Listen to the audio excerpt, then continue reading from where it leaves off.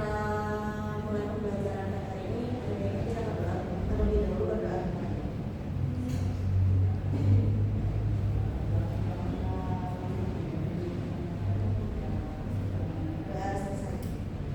Ibu cek kehadiran dulu ya. Iya Bu.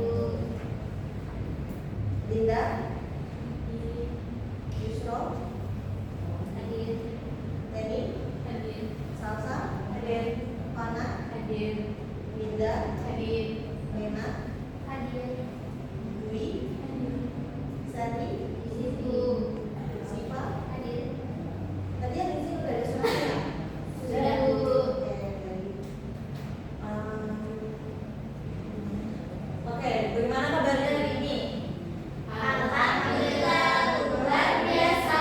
Allahu Akbar. Oke, jadi sebelum kita masuk ke materi pada hari ini, siapa yang ingat pada pertemuan kemarin kan kita sudah membahas terkait indikator asam basa secara alami.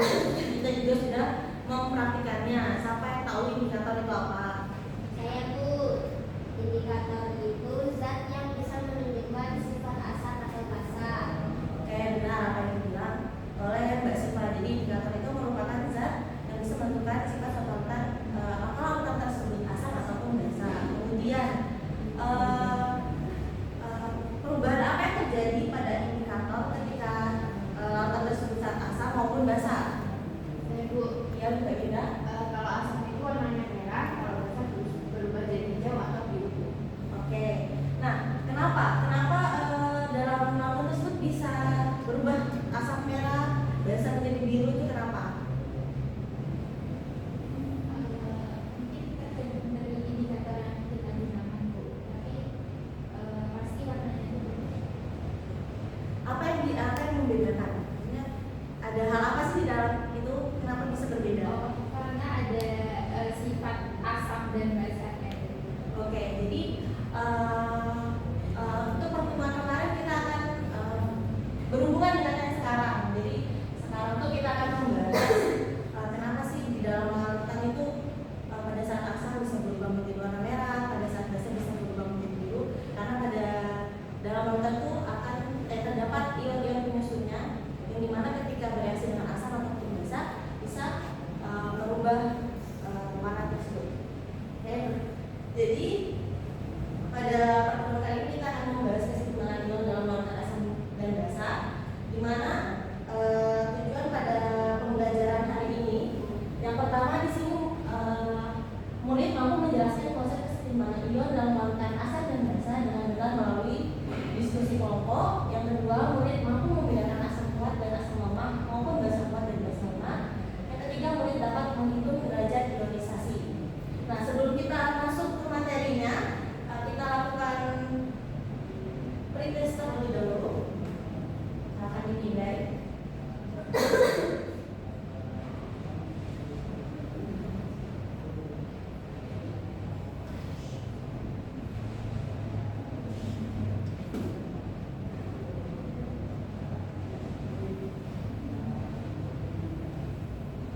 Sudah dipindai.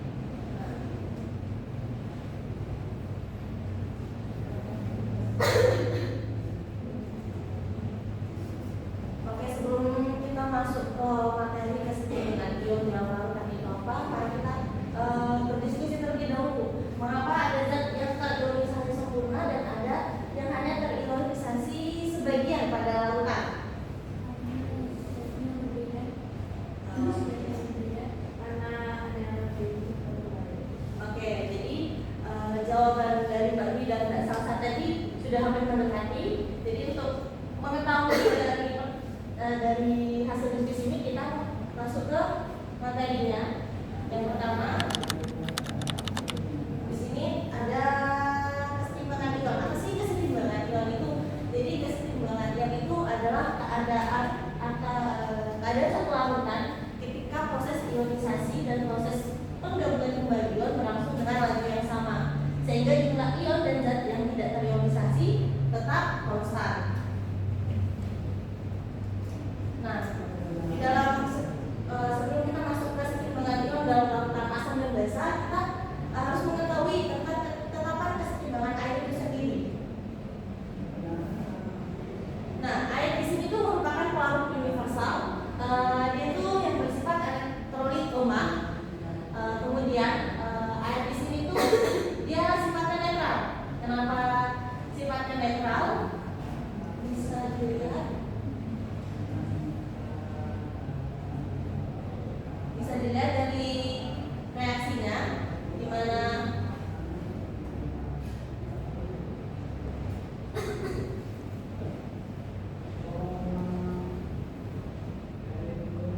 dia akan terurai menjadi H+ air. Ketika bereaksi air akan terurai menjadi H+ dan OH-, di mana di masing-masing hasil ion hidroksida dan ion hidrogen dan ion hidroksidanya memiliki satu muatan dan dia bersifat netral. Kemudian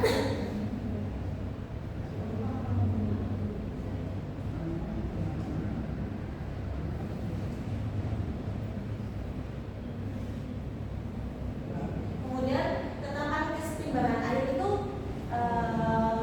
bisa ditandai dengan huruf K, di mana ketetapan kesetimbangan air itu didapatkan dari konsentrasi H+ dikali konsentrasi OH- per konsentrasi H2O. Nah, nanti untuk mengetahui konsentrasi air di sini ditandai dengan Kw, di mana kesetimbangan konsentrasi H2O itu sama dengan konsentrasi hidrogen dikali konsentrasi OH-. Kemudian nilai ketetapan kesetimbangan air pada suhu 25 derajat Celcius itu adalah 10 pangkat negatif 14. Oke, sekarang kita masuk konsentrasi ion hidrogen dan hidroksida. Jadi misal nih, ini adalah air H2O. Di sini adalah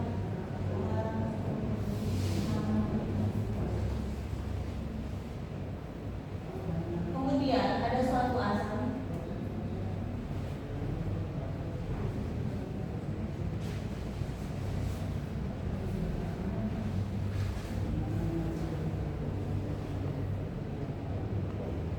Jika larutan air ini ketika ditambahkan larutan yang bersifat asam, di dalam larutan air ini dia akan mengalami peningkatan konsentrasi ion hidrogen karena di sini akan terjadi penambahan H+ atau konsentrasi ion hidrogen. Sedangkan begitu pun juga dengannya yang larutan bersifat basa. Jika di dalam larutan air ini dimasukkan oleh larutan yang bersifat basa, dia akan mengalami peningkatan konsentrasi ion hidroksida dan mengalami pergeseran reaksinya ke kiri. Seperti itu. Kemudian di sini kita akan membahas kekuatan asam dan basa berdasarkan derajat ionisasi. Nah, kita lihat di layar di sini asam dan basa itu dibagi menjadi dua, ada asam kuat, asam lemah, dan basa kuat dan basa lemah. Nah, asam kuat dan basa kuat di sini merupakan elektrolit kuat. Kenapa elektrolit kuat? Karena dia terionisasi secara sempurna, di mana dia memiliki derajat ionisasi sama dengan 1. Sedangkan asam lemah dan basa lemah ini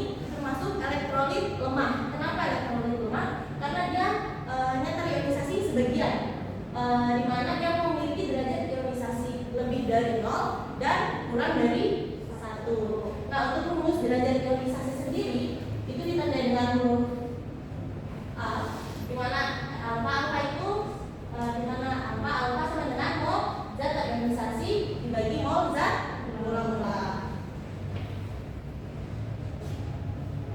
Nah, di sini ada contoh senyawa asam dan basa kuat, di mana salah satu contoh asam kuat itu ada asam sulfat, dan kalian bisa catat ya. Contoh basa kuat itu ada lithium hidroksida atau LiOH. Berikutnya ada contoh asam dan basa lemak, di mana salah satu contoh asam lemak itu asam sianida atau KCN. Dan basa lemaknya itu ada rubidium hidroksida atau RPOH.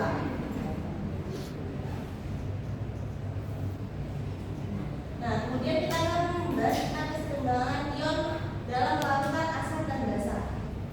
Yang pertama, keseimbangan ion dalam melakukan asam dan basa seperti slide sebelumnya, asam basa itu ada asam kuat, ada asam lemah, basa kuat, dan basa lemah.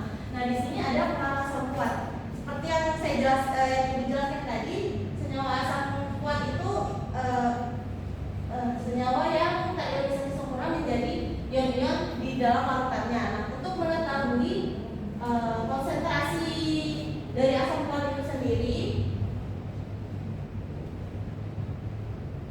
menggunakan rumus konsentrasi H+ dikali MA, di mana MA ini molaritas asam kuat dikali A ini itu valensi asam kuat. Kemudian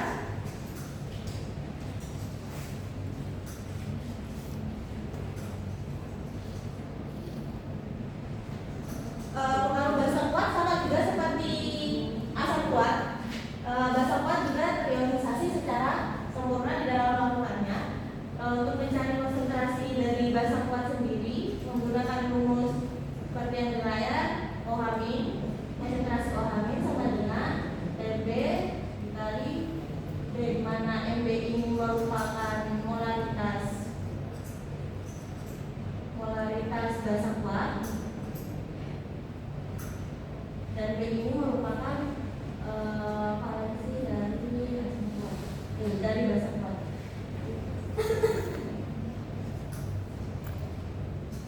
Kemudian kita masuk ke asam lemak. Tadi asam lemak apa? Oke, benar. Jadi asam lemak itu hanya terionisasi sebagian. Kenapa dia terionisasi sebagian? Karena dari reaksinya asam lemak maupun basa lemak itu nanti dia itu mengalami reaksi reversibel atau reaksi bolak-balik.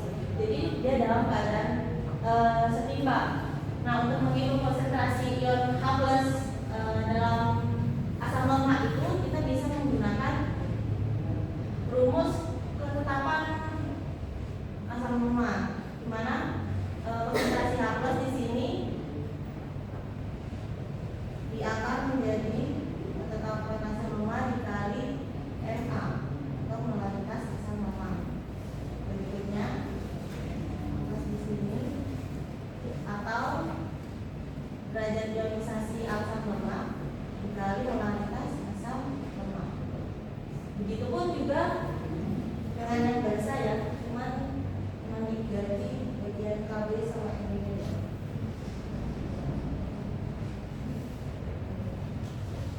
Oke, sebelum kita masuk ke kelompok nih, mari kita mengerjakan kelompok soal terlebih dahulu. Kita kerjakan bersama-sama.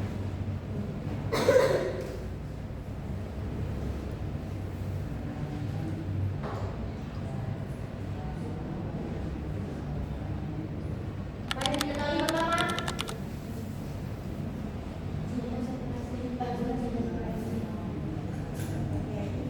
Konsentrasi CH3 termasuk asam lemak atau asam lemak?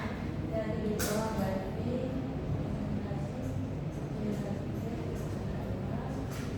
berapa? 0,1 molar. Terus tekanan asamnya berapa? 10/5. Yang sisanya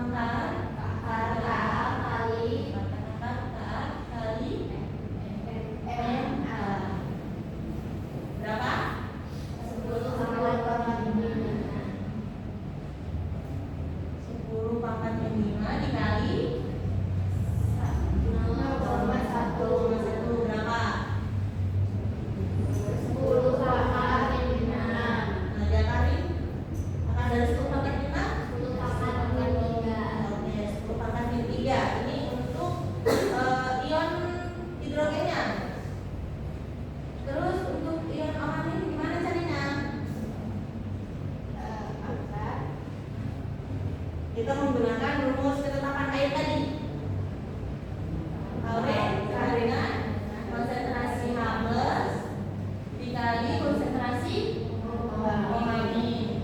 Berapa KW-nya? 10 tambah 14. Ketetapan air? Oh, 10 pangkat 14. H plusnya tadi berapa? 10 pangkat 3. Pangkat 3. Kita jelas konsentrasi OH-nya sama dengan 10 pangkat 14. 14 per 10 pangkat 3. berapa? 10 pangkat 11. Oke, jadi untuk ion OH yang di soal tadi hasilnya 10 pangkat nih? 11. Oke. Sekarang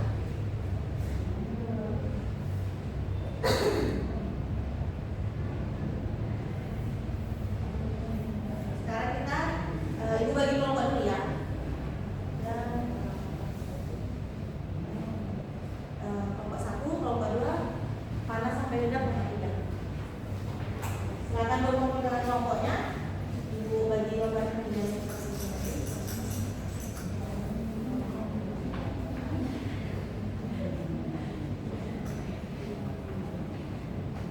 Ada yang menanyakan silakan.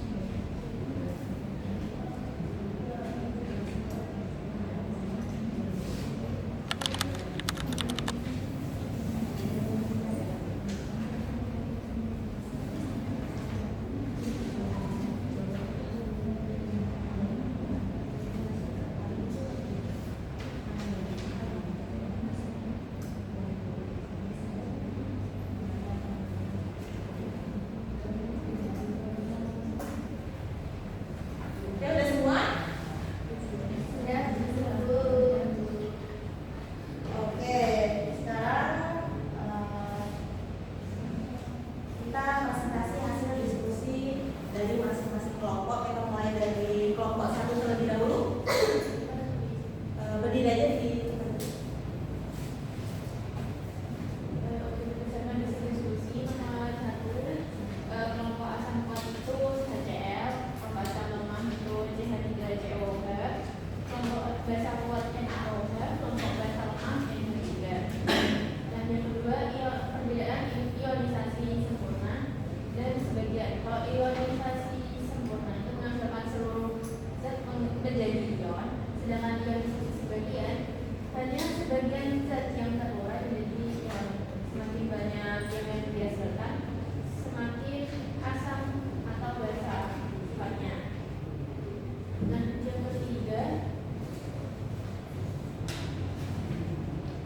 suatu larutan asam memiliki konsentrasi 0,1 molar. Nah, setelah terionisasi, jumlah yang terionisasinya itu 0,02 molar. Berdasarkan hasil perhitungan kami, dengan alfa sama dengan jumlah zat terionisasi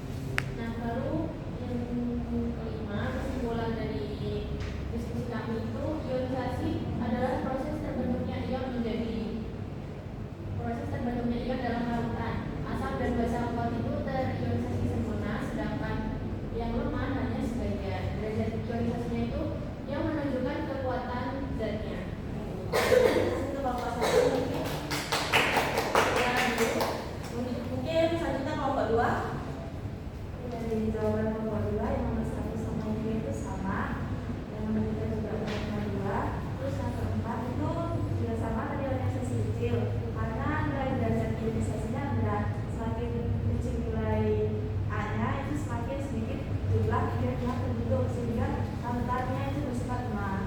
Dan kesimpulannya dari kami, ionisasi adalah proses perpisahan zat menjadi ion.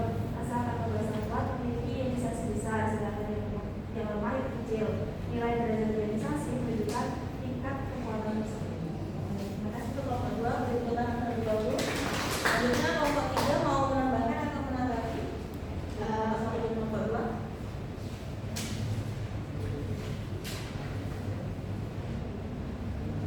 Mungkin menanggapi yang nomor soal nomor 4 sama 5. Untuk yang nomor 4, lambang tersebut itu tergolong terionisasi kecil karena nilainya hanya 0,2 atau 20%. Artinya sebagian besar zat itu masih belum terurai menjadi ion dalam larutan. Jadi kesimpulannya, ionisasi itu menunjukkan perubahan zat menjadi ion. Kekuatan asam dan basa ditentukan oleh besar kecilnya derajat ionisasi. Oke, tadi kan kita udah diskusi secara berkelompok. Sekarang kita lanjut, sebelum Ibu tutup kita lanjut proses terlebih dahulu untuk mengetahui pemahaman kalian. Apakah sudah paham atau belum? Dikerjakan secara sendiri-sendiri ya. Silakan dimulai terlebih dahulu.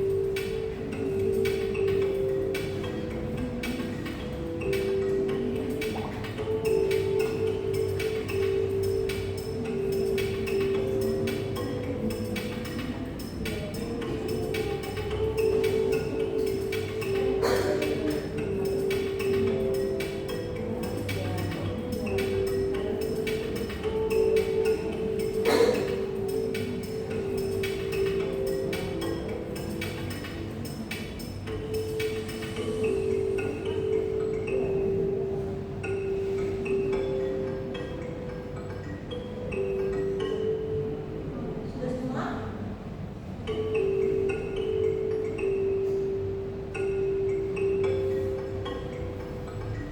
Oke, semua ya. Kita lihat dari hasil post test dengan pretest tadi perbandingannya. Udah lumayan tingkat dan udah memahami materi. Selanjutnya sebelum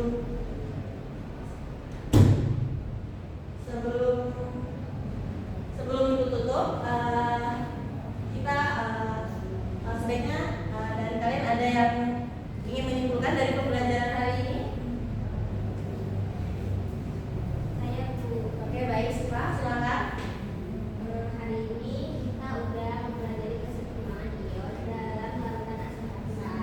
Di mana keseimbangan ion sendiri merupakan keadaan dalam suatu larutan ketika proses ionisasi dan proses penggabungan kembali berlangsung dengan zat yang sama. Selain itu, kita juga belajar pengaruh kekuatan asam dan basa terhadap derajat ionisasi. Hal itu sangat berpengaruh untuk menentukan apakah senyawa tersebut bersifat kuat atau lemah. Oke, baik. Terima kasih Mbak Siva. Jadi hari ini kita sudah mempelajari terkait keseimbangan ion dalam larutan asam dan basa, di mana keseimbangan ion ini dipengaruhi oleh derajat ionisasi suatu larutan tersebut, apakah termasuk asam kuat, asam lemah, basa kuat ataupun basa lemah. Nah, sebelum Ibu akhiri, ada yang ingin bertanya? Saya Bu. Oke, silakan Mbak Winda. Dua, apakah semua asam kuat atau basa kuat itu pasti terionisasi? Mungkin dari teman-teman ada yang ingin menjawab? Saya Bu. Ya, silakan. Menurut saya iya Bu, karena asam kuat itu kan berarti semuanya langsung terurai jadi ion di dalam larutan itu. Oke, jadi jawaban dari teman-teman semua sudah hampir benar ya. Jadi Jadi asam kuat itu memiliki tingkat keasaman yang tinggi atau derajat